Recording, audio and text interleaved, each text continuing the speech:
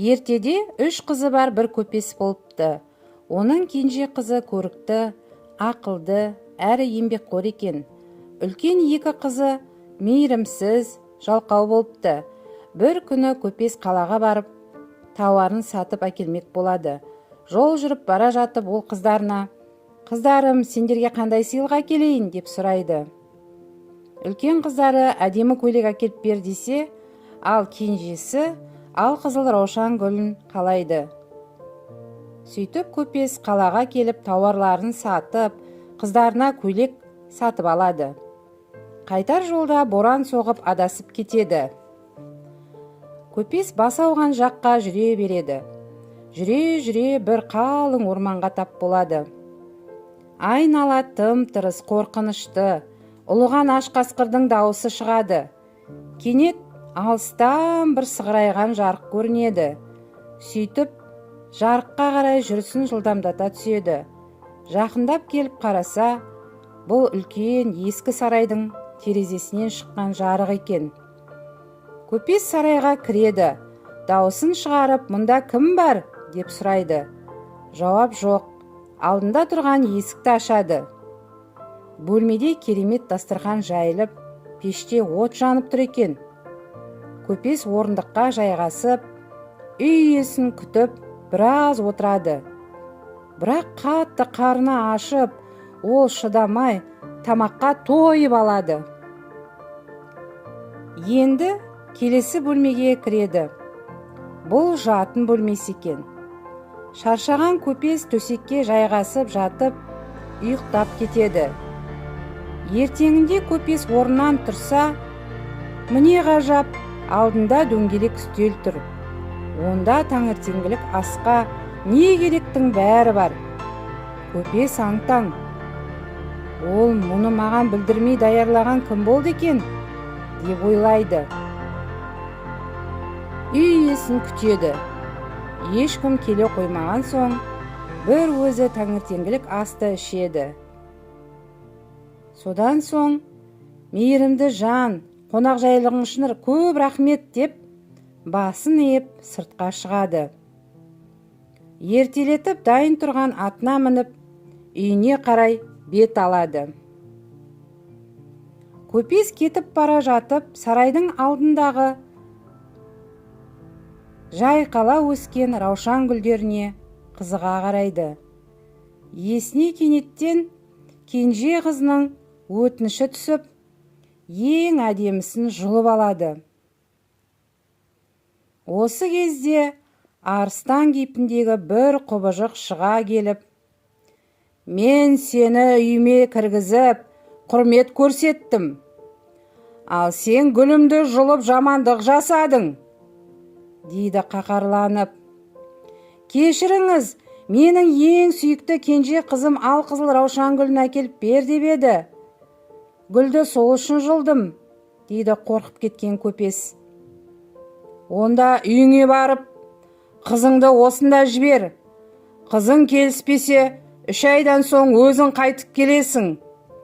Келмесең, қызың да, сен де өлесіңдер» деген үкімін айтады құбыжық.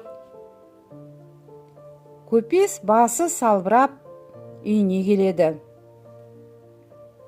Қыздарына әкелген сыйлықтарын таратады. Кенже қызына гүлді беріп жатып: «Бұл гүл маған қымбатқа түсті» деп болған жайды айтып береді. Сонда әпкелері: «Бұған сен кінәлісің» деп қызға ұрса бастайды. «Я, мен кінәлімін. Құбыжық маған келсін деген екен. Әкемнің орнына мен барамын» дейді кенжесі. «Дауды қойыңдар, құбыжыққа өзім барамын. Мен қартайдым, асарымды асап, жасарымды жасадым. Тек сендерді аяқтандырмай кететінім өкінішті» дейді көпес. Бірақ кенже қызы: «Әке, сіз кетсеңіз, мен өзімді өмір бойы кешірмеймін. Мен кінәлімін. Сондықтан менің баруым керек» деп бой бермейді. Кеш батып, ұйықтайтын кез болады. Көз ілмей жатқан кенже қыз бәрі ұйықтап қалысымен сыртқа шығып атқа мінеді де құбыжық тұратын сарайға аттанады. Ат сарайды тез тауып барады. Қыз зәулім сарайдың ішіне кіріп, жан жағына қарайды. Кең бөлмеде дастархан жайылып тұр екен. Кенет алдынан құбыжық шығып, күркіреген даусымен сарайды жаңғырта, «Қош келдің» дейді. Қыз құбыжықты көріп қорқып кетеді. «Өз еркіңмен келдің бе?» деп сұрайды құбыжық. «Я» деп жауап береді қыз. «Жүрегің таза, мейірімді қыз екенсің. Менен қорықпа, сарайда еркін өмір сүр. Бұл енді сенің де үйің. Мен өзіңе арнап бөлме даярлап қойдым. Жоғарыға көтерілсең көресің» дейді. Де құбыжық көзден ғайып болады. Қыз бөлмесіне көтеріледі. Бөлме оған қатты ұнайды. Мамық төсек, әсем терезе, алды ашық пеш, бір-бірімен үйлесін тапқан. Содан соң ол сыртқа шығып серуендеп келеді. Өзі жақсы көретін алқызыл раушан гүлдерін аралап ұзақ жүреді. Кешке бөлмесінде отырып кесте тігеді. Сөйтіп қыз үлкен сарайда тұрып жатады. Не кием, не ішем демейді, бәрі бар. Құбыжық барлық жағдайды жасайды, үлдемен бүлдеге орайды. Бірақ қыздың көңілі көтерілмейді.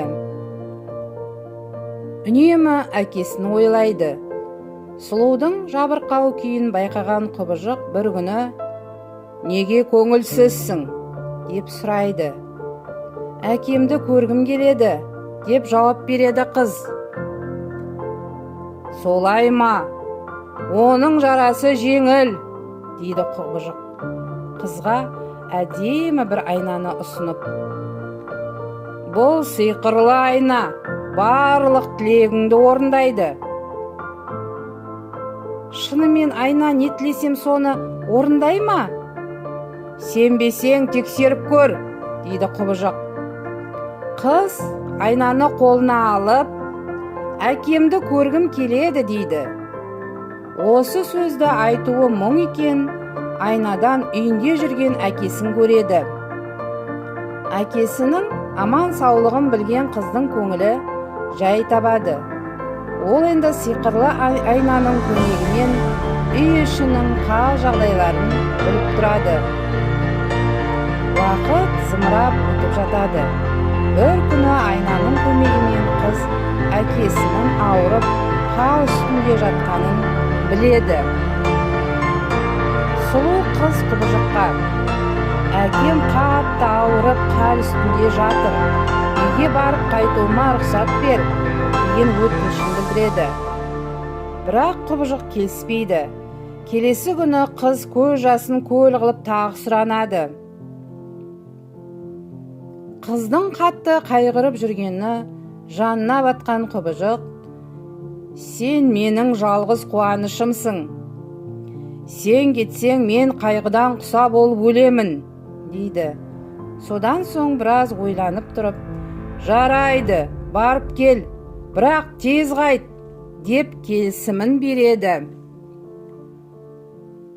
Жүрегі алып ұшқан қыз жолға дайындалады. Асыққаны сонша үйіне қалай жеткенін байқамай да қалады. Келе сала төсек тартып жатқан әкесімен сағынса көріседі. Қызын көрген көпестің қуанышында шек болмайды. Ару қыз әкесіне өз өмірі жайында айтып береді. Сөйтіп, күн артынан күн өтеді. Қыздың қайтатын уақыты болады. Әкесі қиылып сұрағандықтан ол тағы да бірнеше күн кідіреді. Бірде қыз түс көреді.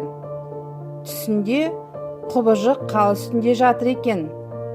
Қыз әкесімен қоштасып, асығыс жолға шығады. Аман болса екен деп тілейді ішінен.